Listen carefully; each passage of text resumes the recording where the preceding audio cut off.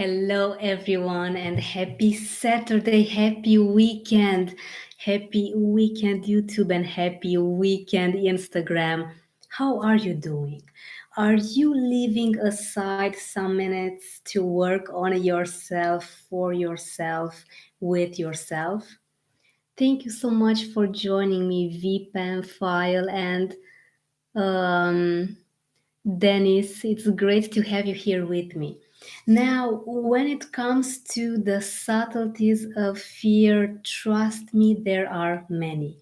And I am telling you this because I have been working on my fears for a very, very long time. And I can assure you that it is not easy to be in a place where you can start to teach others as a passion, as a huge fulfillment when you have put all of your fears in the right place.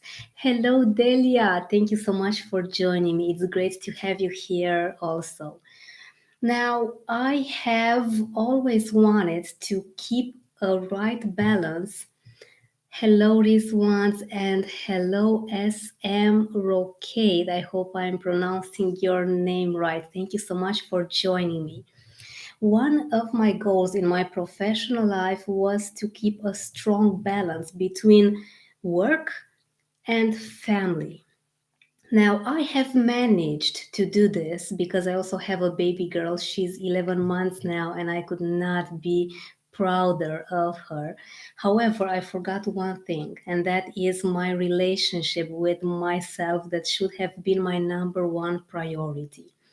When it comes to fear, you get a lot of very subtle nuances. You get some fine lines that actually stand in the way of you achieving greatness. And if you do not emphasize, if you don't put focus on your relationship with yourself, nothing is going to work. Your professional life is going to go down the drain, your relationship in your family and with your friends as well, because if you are not 100% happy with who you are becoming, how is your life moving? Is it going in the right direction? Nothing is going to work. Trust me, I have been there, done that, and it wasn't good at all. What you need to do is to start looking at fear as an amazing friend that tells you which are the areas of your life that you need to focus more on. Now, I really am specialized in your professional life and fear. However, as I said before, nothing's working unless your relationship with yourself is working. When it comes to business, when it comes to the professional side, that is actually an extension of who you are. Any way you take it, it is simply a place where you most of the times get a refuge, where you spend time working on all sorts of projects that give you fulfillment. And it's sometimes very easy to slip in this not doing enough scenario. This has happened to me a few days ago. Now, I'm only sharing my experience because I want you to be inspired and to do things in a different way that I have done it before. I got very overwhelmed because we have moved to a new place. I have a new office. I have a baby girl. A lot of things on my mind. I'm launching a course, my first course as an NLP trainer, and things have begun to pile up. And most especially, the house was looking like it has been bombarded. What do you do?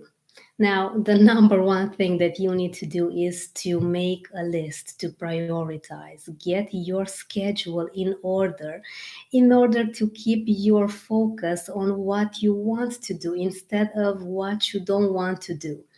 You need to get all of your life's priorities in every area of your life put in order.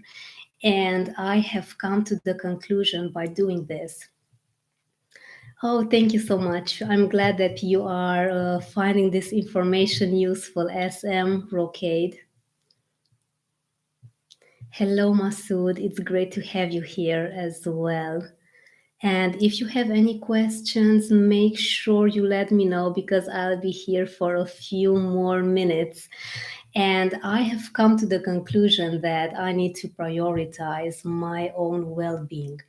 I began to journal more, even more than I did before. If you have watched me for a few weeks now, maybe more, you know that I always recommend that you journal as much as possible in order to keep all of the tasks that you have to do very well organized, but also to take care of your mental health. I completely agree that it's very important to take care of your objectives, to do very small steps that get you ahead rather than being in the same place over and over again. However, I have not heard too many people talk about the relationship that you have with yourself. Fear happens when you feel insecure, when you don't feel safe, when you have a lot of things going on, and this is a very strong alarm signal that you need to slow it down, leave everything aside, and start focusing on yourself. This is one of the strongest subtleties of fear that I have come across with. And these fine lines, I am actually going to write a book about this, my second book. Fine lines is a very subtle difference between being confident and being arrogant, between helping people and between marging and trying to help someone even if they don't want to. There is a lot to consider. However, I believe that you can be completely successful if you start focusing on your relationship with yourself. And again, I cannot stress this enough. Focus on journaling. Get your schedule in order. And when you do your schedule, when you write down those to do lists, put your relationship with yourself first. I do some very small things that make me happy every single day, like enjoying my coffee, reading a few pages of one of my greatest books that I have ever put my hands on. And it's about marketing and services. Do some small things that are making your heart feel joyful, that give you some immense satisfaction that you are putting yourself first. And I know I have not had any vocal warnings from young moms like I am, telling me that you need to prioritize your baby, you need to do everything for your baby first. This was one of the concepts that I grew up with. And as soon as I began doing this, I was miserable. How can you care for someone else if you don't care for yourself? And this amazing example that I have heard over and over again from the flight attendant that always says when you go inside the plane, you need to put the oxygen mask on you first and then help your child, your spouse, and the rest of the world. So let me know in the comments below what are your thoughts on this. Are you putting yourself first in your life, in your relationships with the other people, and in your professional life as well? Let me know because I would love to get your input on this. And as well, I am recommending this amazing book that I have written, The 7-Step Guide to Permanently Conquer Your Fears. It is an amazing piece of writing, and I'm not modest at all because it is an amazing visualizing exercise that helps you keep your fears under your control, and it does give you this amazing sense of freedom when you get your personal power back in your hands. Let me know how this goes for you. Hello, Masood. Thank you for being here with me. And I will see you tomorrow for another great live session. Have an amazing Saturday ahead. Happy weekend, everyone. And thank you for joining me today as well.